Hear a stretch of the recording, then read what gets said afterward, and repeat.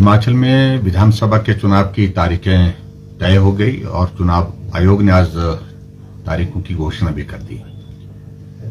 मैं अभिनंदन करता हूं, स्वागत करता हूं। लोकतंत्र का ये महापर्व शुरू होने जा रहा है और हम हिमाचल प्रदेश में हिमाचल की संस्कृति के अनुरूप पूरे इस चुनाव में शालीनता और सौम्यता बनाए रखेंगे और साथ में लोकतांत्रिक व्यवस्था के अनुरूप जो है हिमाचल प्रदेश में अपने मुद्दों को लोगों के बीच में रखेंगे और जहां विपक्ष की बात है विपक्ष को भी उसके हिसाब से उनको जवाब देंगे।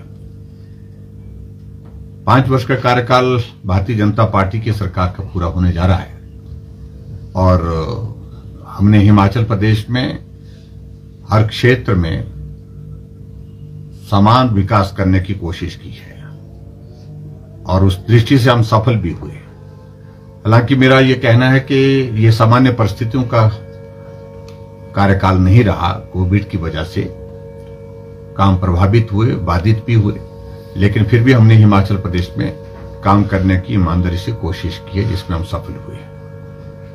और मैं जहां हिमाचल प्रदेश की जनता का हृदय से आभार व्यक्त करता हूं, उनका बहुत बड़ा सहयोग रहा इन 5 वर्ष के कार्यकाल में हिमाचल में सरकार बना करके सरकार को चलाने में भी, वहीं मैं आदरणीय प्रधानमंत्री नरेंद्र मोदी जी का भी हृदय से आभार व्यक्त करता हूं हिमाचल की समस्त जनता की ओर से कि हिमाचल के विकास के लिए सदैव उनने आगे बढ़ करके काम किया है, हमें अपना आशीर्वाद दिया और हिमाचल के साथ उनका एक बहुत जिसको मैं कह सकता हूं एक भावनात्मक रिश्ता है। वर्षों तक काम किया और उस रिश्ते की वजह से हिमाचल के लोग भी उन्हें बहुत प्यार करते हैं।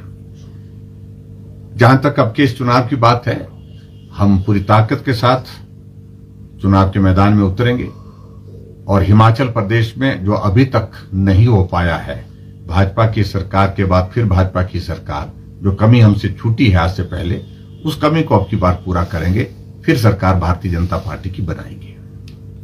सर, आज कांग्रेस ने भी एक रैली जो है सोलन में की है और ओपीएस बहाली की बात उन्होंने की है कि 10 दिन अगर कांग्रेस की सरकार आती है तो ओपीएस को 10 दिन में बहाल करेंगे। सर, किस तरह से देखते हैं सर इस मामले को? देखिए, जो बात वो कह रहे हैं कि अगर हम आएंगे तो, जो आने की गुंजाइश ही नहीं है। पूरे देश में सारी परिस्थितियों को देख रहे हैं, समझ रहे हैं। ऐसे हालात में मैं समझता हूं कि कांग्रेस पार्टी पहले ही मान करके चली है कि आने वाले तो है नहीं, तो बोलने में हर्ज कोई नहीं। और मुझे पूरा भरोसा है कि कर्मचारी वर्ग जो है वो बहुत जिम्मेवारी के साथ काम करता है, वो सारी बातों को समझता है, देश में क्या चल रहा है, आस पड़ोस में क्या चल रहा है, और इन बातों को ध्यान में रखते हुए कांग्रेस के इस प्रकार के चुनाव के अपने मकसद को हासिल करने के लक्ष्य के साथ वो नहीं जुड़ेंगे और वो असलियत को समझते हैं और असलियत के साथ चलेंगे, सच्चाई के साथ चलेंगे। भाजपा की सरकार केंद्र में आदरणीय मोदी जी के नेतृत्व में है और आदरणीय मोदी जी को मजबूत करने के लिए अपना आशीर्वाद देंगे, ऐसा मुझे सभी से इस बात की उम्मीद है। और दूसरी बात मैं ये भी कहना चाह रहा हूं, अगर ओपीएस की अगर बात कह रहे हैं हम बहाल करेंगे, खत्म क्यों की थी? किसने खत्म की थी? कब खत्म की थी? उनका ही नेतृत्व था, उनकी ही सरकार थी। आज वो भले इस दुनिया में नहीं है, लेकिन इस बात को अगर लागू किया है, ओपीएस को हटा करके एनपीएस लागू किया है, तो कांग्रेस पार्टी के ही वीरभद्र सिंह जी थे। हम तो नहीं थे उस वक्त हिमाचल प्रदेश में सत्ता में।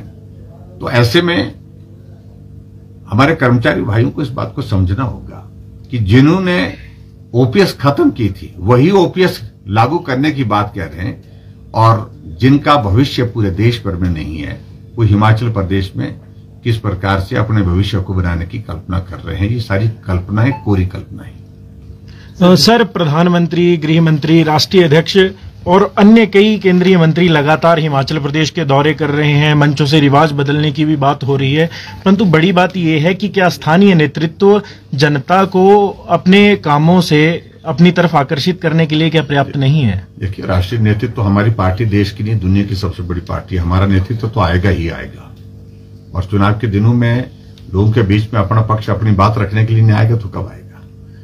लेकिन हमारा संगठन, हमारा प्रदेश का नेतृत्व तो अभी काम कर रहा है, डटकर के काम कर रहा है। और मुझे इस बात की खुशी है कि मजबूत नेतृत्व तो हिमाचल प्रदेश में अपने पास जो है वो संगठन में मजबूती के साथ काम कर रहा है। सर, 2017 के मुकाबले 2022 में कितनी सीटों का दावा आप लेकर चले हैं कि इतनी सीटों से हम सरकार बनाएंगे? देखिए, हम सिर्फ एक ही दावा पेश कर रहे हैं कि भाजपा के बाद फिर भाजपा की सरकार, और पहले की तुलना में और मजबूत सरकार, ये मैं कहना चाह रहा हूं, और होगी। सर, भाजपा किन मुद्दों को लेकर जनता के बीच जाएगी सर इस इलेक्शन में? हिमाचल ने प्रगति की है हर क्षेत्र में इन 5 वर्ष के कार्यकाल में भाजपा की सरकार में, और केंद्र ने हिमाचल प्रदेश के लिए एक नहीं अनेकों प्रोजेक्ट दे करके विकास को गति देने में सहयोग दिया है। और विशेष तौर से हमारे देश के यशस्वी प्रधानमंत्री नरेंद्र मोदी जी का जो आशीर्वाद हिमाचल के लिए रहा है, चाहे all India medical institute Himachal के लिए उनकी देन रही है, चाहे हिमाचल के लिए अटल टनल रोहतांग बना करके तैयार करना, उसको समर्पित करना, चाहे हिमाचल प्रदेश के लिए बल्क ड्रग फार्मा का पार्क स्वीकृत करना, चाहे हिमाचल प्रदेश के लिए मेडिकल डिवाइस पार्क स्वीकृत करना, चाहे हिमाचल प्रदेश में 4 लेन को गति देना, चाहे हिमाचल प्रदेश के रेलवे नेटवर्क को स्ट्रेंथन करने के लिए, मजबूत करने के लिए वंदे भारत ट्रेन की शुरुआत करना, ऐसे एक नहीं अनेकों बातें हैं। और हिमाचल के विकास के लिए 10,000 करोड़ रुपए से ज्यादा के प्रोजेक्ट स्वीकृत करना, पर्यटन के क्षेत्र में हिमाचल आगे बढ़े, उसमें जो है 2100 करोड़ रुपए का प्रोजेक्ट एडीबी का स्वीकृत करना।